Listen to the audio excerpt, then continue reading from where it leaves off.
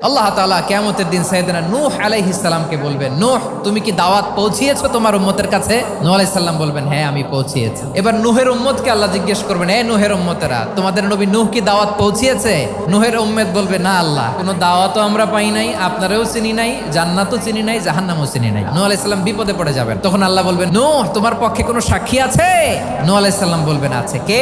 উম্মতে মুহাম্মাদি। তখন আমরা বলবো, আল্লাহ, আল্লাহর নবী নূহ আলাইহিস সালাম তিনি আপনি যা যা বলেছেন ঠিক তা তার উম্মতের কাছে পৌঁছে দিয়েছে। এবার নূহের উম্মতের সাথে আমাদের ঝগড়া লাগবে। তারা বলবে, তোমরা আসছো আমাদের হাজার হাজার বছর পরে, তোমরা কি করে জানলা? তোমাদের সাক্ষী ধর্তব্য হবে না? আমরা তখন বলবো, আমাদের কোরআনে তোমাদের নবীর নামে আল্লাহ তাআলা একটা সূরা নাজিল করেছেন, সূরাতে নূহ। দিন রাত এক করে তোমাদের কাছে তিনি দাওয়াত পৌঁছেছেন, সব আমরা জানি। আমরা যখন বলবো এই কথা, নূহের উম্মত চুপসে যাবে। তখন আমরা সত্য বলেছি কিনা এটা আল্লাহ তাআলা জানতে চাইবে বিশ্বনবীর কাছে। তখন বিশ্বনবী আমাদের পক্ষে সাক্ষী দিবেন। আওয়াজ করে বলেন আল্লাহু আকবার।